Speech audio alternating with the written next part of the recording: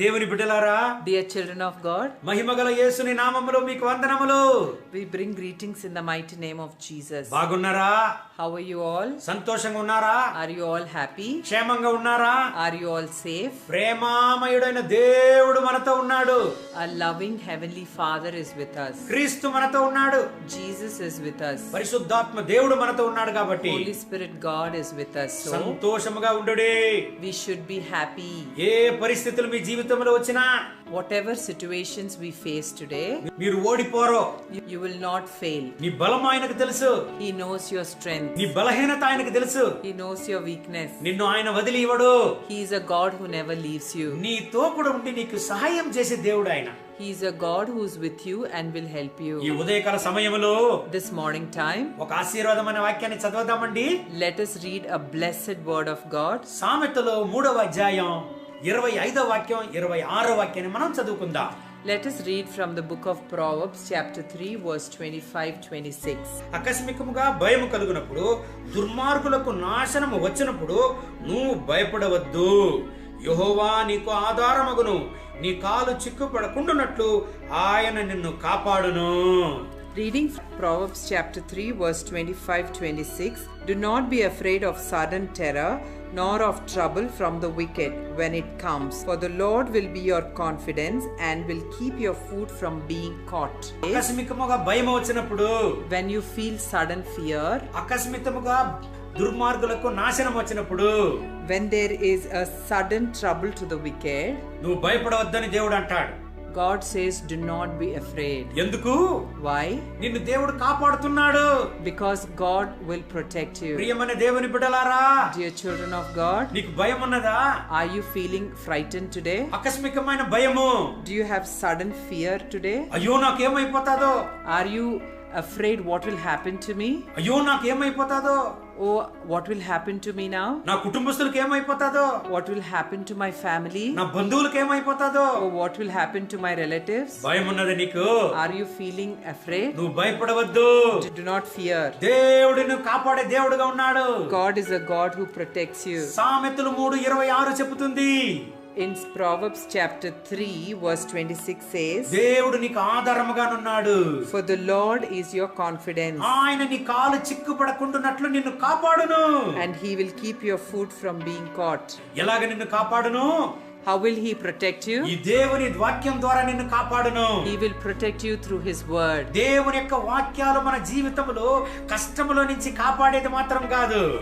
The word of the Lord will not just protect you from the troubles of your life. భయము నుంచి మనల్ని విడుదల చేసి, It will deliver us from the fear. దేవునిలో మనల్ని ఏకీభవిస్తుందండి. It will allow us to be in one with God. నా ప్రియమైన దేవుని బిడ్డలారా, Dear children of God, ఈనాటికి చాలా మంది భయపడేది మనం చూస్తున్నాం. today we see there are a lot of people who are frightened. ఆత్మీయ దేవుని బిడ్డలు భయపడకూడదు. The spiritual children should never be frightened. దేవుని రక్షణ పొందిన దేవుని బిడ్డలు భయపడకూడదు. The children of God who are saved should not be frightened today. మన దేవుడు యూద రాజసింహము. Our God is a God who is the Lion of Judah. ఈ భూలోకంలో మరణం మన జీవితానికి అంతం కాదు. In this earth, death is not the end phase of our life. ఈ భూలోకంలో మరణాన్ని గురించి దేవుని బిడ్డలు భయపడకూడదు.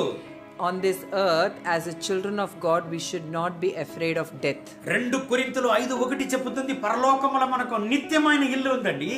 According to 2 Corinthians 1:5, it says that we have an eternal home in heaven. సామెతలు 3:25 ప్రకారం, According to Proverbs 3:25, ఆకస్మికముగా భయము కలుగునప్పుడు, when you feel sudden terror, దుర్మార్గులకు నాశనము కలుగునప్పుడు, when there is sudden trouble for the wicked, నువ్వు భయపడవద్దు.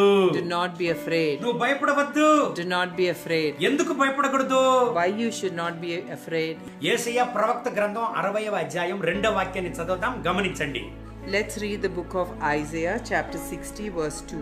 చూడుము, భూమిని చీకటి కమ్ముచున్నది, కటికి చీకటి జనములను కమ్ముచున్నది. యెహోవా నీ మీద ఉదయించుచున్నాడు, ఆయన మహిమ నీ మీద కనబడుచున్నది.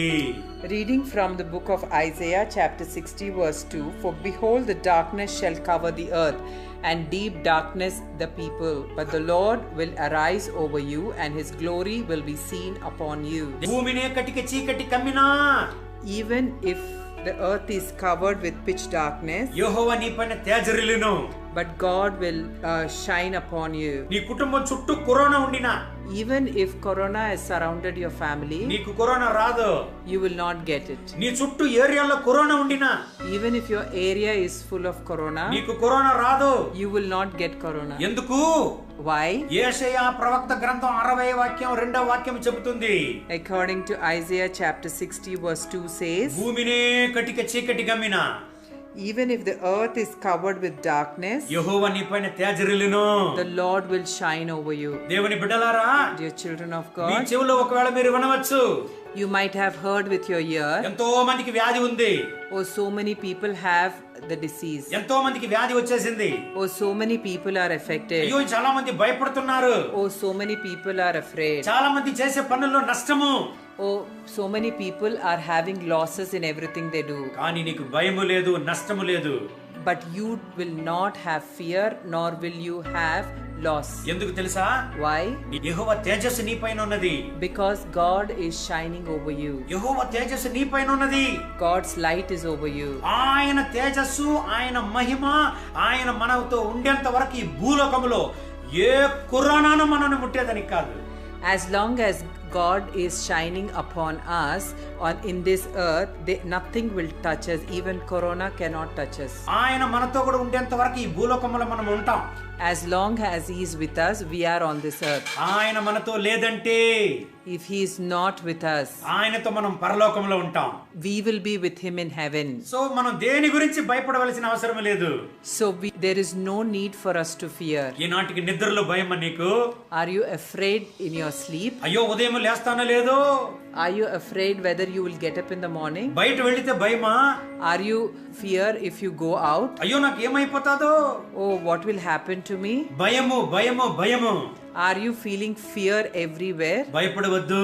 Do not fear. దేవుడు నీకు ఆధారంగా ఉన్నాడు. God is your refuge. నీ కాలు చిక్కుపడకుండునట్లు ఆయన నిన్ను కాపాడును. God will protect you from all the threat. He is one who protects you. నీ ఇంట్లో నిన్ను కాపాడును. He'll protect you in your house. నీ ప్రయాణంలో నిన్ను కాపాడును. He'll protect you in your journey. నీ పనిలో నిన్ను కాపాడును. He'll protect you in your job. నీ వెళ్ళే చోటంతా దేవుడు నిన్ను కాపాడును. God will bless you wherever you go. నువ్వు అనుకోవచ్చు నాకెవరు లేదు. You might be thinking, I do not have anybody. నా దిక్కే లేదు నాకు. Oh, I do not have any hope. నేను ఒక అనాథ. I am an orphan. నాకు పోయి ఎవరు ఉన్నారు? Oh, I do not have anybody. నాకు సహాయం చేసేదానికి ఎవరు ఉన్నారు? I do not have anybody to help. నాకు సపోర్ట్ చేసి నన్ను నిలపడానికి ఎవరు ఉన్నారు?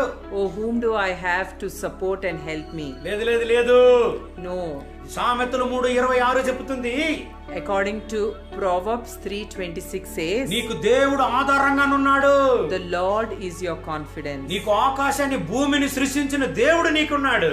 The God who created heaven and earth is with you. అధికారులు ఒకవేళ నిన్ను చెయ్యి వదిలి ఉండొచ్చు.